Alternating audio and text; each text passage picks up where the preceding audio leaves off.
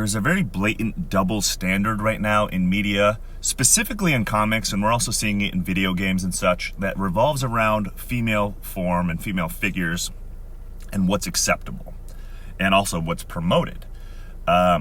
If you've seen anything regarding the new She-Hulk, and I'm talking about regular green She-Hulk, for a while now she's been hyper masculine, hyper muscular, resembling the physique of like a Bruce Banner Hulk. Now there's a new She-Hulk that is a red She-Hulk, and I think it's going to be part of like World War She-Hulk story. Now if you look at this figure, I haven't even really read much about it because I will never read it, but all you need to do is look at the picture. If you look at this picture, you'll see that this is a absolutely extreme. You cannot get more extreme than this in a muscularity, aspect without being absurdly cartoonish.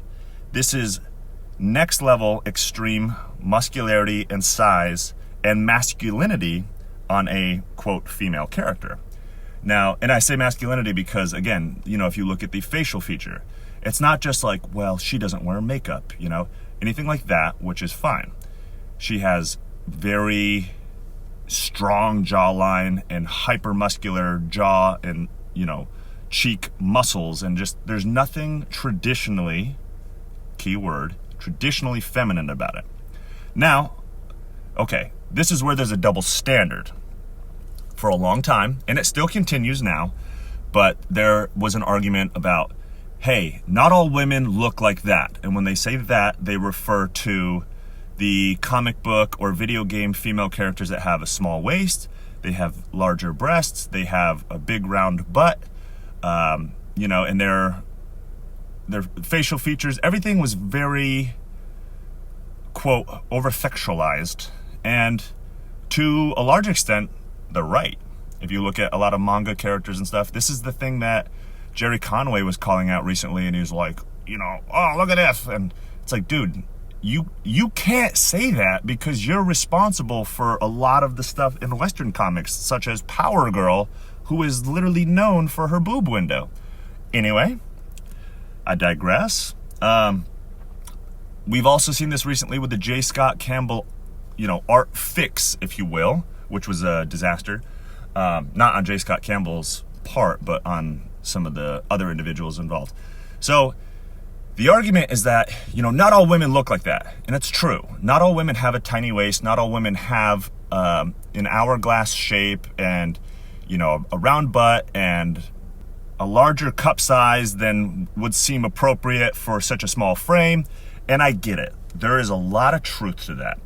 However, the way to combat that is not by making this overgrown red thing that we see here. Now, I follow bodybuilding. It's the only sport, if you want to call it a sport. Some people say it's more of a pageant, fine. But it's the only thing that I follow. Like, I don't give a shit about football, baseball, basketball. Like, if those cease to exist, I'd be fine.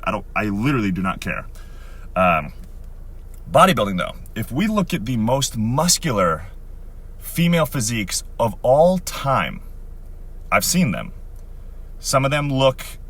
I think some of them look incredible. I think some of them really overdid it. And I'm talking about the women who have trained for years and have taken different hormones and anabolic pharmaceuticals to look this way. They do not look natural in any way because they're not natural in any way. If we look at those physiques, and I'll show a few of them right here. If we look at those physiques, none of them come remotely close to the physique of this red She-Hulk or even the new regular green She-Hulk. Now, I understand. It's a comic character. It's supposed to be over-exaggerated. But the issue that I personally have with it is that they didn't just over-exaggerate her size and muscularity. They erased all femininity. Now, really quick side note, for anyone who, if you're into comics, maybe you don't follow bodybuilding because most people don't, and that's fine. Female bodybuilding back in the 80s, I think, was incredible. And I'm going to show some of the ladies from the 80s. Ha ha ha. But I think they had, I like muscular physiques. So I think they had incredible physiques, but they still had small waist. They had toned shoulders and arms, and they had, decent definition where you could see the muscle separations, but they did not lose their femininity. Whereas as bodybuilding progressed, just as a sport as a whole, men's, women's, everything, it just becomes more extreme because the level of competition becomes higher. People learn more about diet. People learn more about pharmaceuticals. People learn more about training. So the sport evolves and it becomes more and more extreme as time goes on.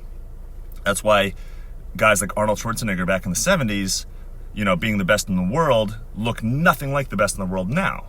Very different game. So with women, they became more muscular, more extreme as time went on, and to the point where they actually got rid of women's bodybuilding as a division because it was too extreme and not a lot of people cared to see it. And to be honest, not a lot of the competitors wanted to even look that way. They simply pushed themselves to that point because they wanted to be competitive at the highest level. And to be honest, some of them sacrificed health and their appearance. A lot of them do have very strong jawlines and stuff. So they've gotten rid of women's bodybuilding and they went to something called women's physique, which is still very muscular and it's still very extreme, but it's not losing the feminine form, the smaller waist, and the hourglass figure, if you will. So the new She-Hulk, both red and green, they have sacrificed all femininity. The only thing that remains slightly feminine, is that they made the chest area a little bit larger to resemble that it may be more of breast tissue and less of a pectoral muscle. And then they made the hair long. That's it. That is literally it. Now, let's talk about Abby really quick from The Last of Us Part 2. A lot of people hated Abby because of her actions in the game and because of her physical appearance. Personally, I thought Abby's physical appearance was pretty badass. She wasn't over-sexualized in any way. Yep, I think that's widely agreed. However, she did have a very muscular physique, and they based her, I know who they based her physique on. It was a CrossFit competitor named Colleen who actually has a physique pretty similar to that. And I actually think Colleen has an awesome physique. I like her physique.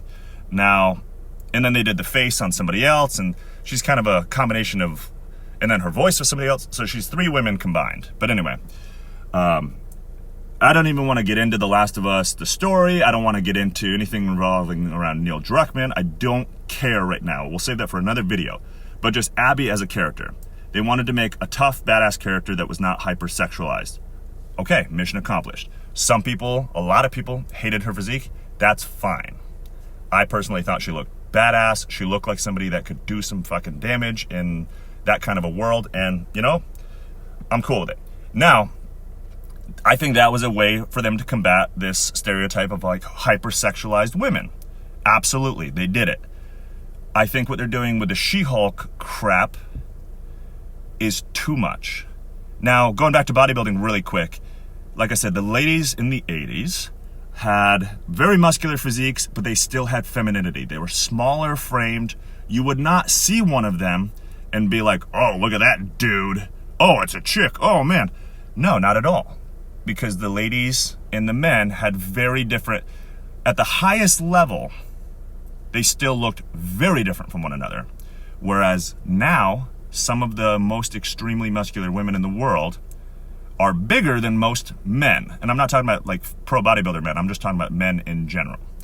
But the old She-Hulk back in the day, like John Byrne era She-Hulk, resembled some of these women, such as Corey Everson, who I'm a huge fan of Corey Everson. I think she has a phenomenal physique. But they resembled these muscular women of, the older days back in the 80s and stuff where, they were much more muscular than your average woman, but they weren't grossly, grotesquely extreme in any way. And I think it was definitely a bad move to take the route they did with the new She-Hulk. And again, the reason why I say double standard is you can't say, and I've already covered this in another video, but we have to come back to it because they just keep getting more absurd. You can't say that, hey, not all women look, not all women have this little, Playboy bunny, hourglass shape and a butt and big boobs and small waist and tons of makeup and blah, blah, blah, blah, blah, blah, blah. Okay, agreed, you're right. And then make a character that is a 600-pound hypermuscular alien and say, well, this is going to represent women now. No, like, if you want to do that, so be it. Fine. If you want to make a character like that, so be it. You can do it. I don't think a lot of people are going to support it. I don't think a lot of people are going to buy it. And whatever. That's fine. That's on you as a company. But you cannot point the finger and say, women don't look like that, and point at J. Scott Campbell's artwork where he has Mary Jane with a small waist and a decent cup size. You can't point the finger and say, that's not allowed, that's not what a woman looks like, and then draw the 600-pound monster. If you want to draw the 600-pound monster, do it. But acknowledge that some women, and I'm talking about real women, I see them. I'm about to go to the gym right now, I'm in the parking lot. Some of the women who even go to my local gym look much more like the J. Scott Campbell artwork than your average woman, and they look a lot more like the J. Scott Campbell artwork in comparison to the 600-pound red alien freak. Nobody looks like that. Not even the most muscular men in the world look like that. So, again, you wanna make these absurd characters and you want to make Captain Marvel with no boobs and no makeup and stuff, that's fine. Personally, I'm not really a makeup guy anyway. I don't think women should be obligated to wear makeup, and I don't think they should feel that, societal pressure, because it just breeds self-consciousness, and plus a lot of them just overdo it. Accept your features. That's cool. That's great. Be proud of who you are. Be comfortable who you are. But at the same time, take care of yourself, try to be healthy. And I'm never going to say like, oh, well, you need to have this specific body type and wear this much makeup and do your hair like this. Not at all. But again, I'm also not saying this is acceptable, this isn't. If you want to do one extreme, do it. But you better be able to accept that there are other extremes too. So, 600-pound red monster alien freak? Fine, Marvel, do it. But that means if somebody else wants to draw some manga character or some comic character with a tiny waist and a huge butt and, enormous breasts, and have this character be super sexualized, you gotta deal with it. You know what I mean? Quit with the fucking double standard. It's kind of absurd now. You're trying to combat one evil by doing some other BS that nobody asked for and nobody wants. But anyway, let me know what you think. To be honest, I really want to talk about Spawn's universe today. I just picked up my copies, plural, yesterday, and I can't wait to. I'm in the middle of reading it right now, so hopefully I'll have something on that later. But yeah, that just kind of irked me. This, not just the design of this red freak character, it's the fact that it's just the double standards. It's the hypocrisy. This is acceptable, but whatever you did is not. No, that's bullshit. If you want to do one extreme, you better accept the other extreme. All right, let me know if you agree. I love talking to you guys. Leave a comment, throw a like on this if you appreciate this content, and we'll be back with more. Talk to you later. Bye.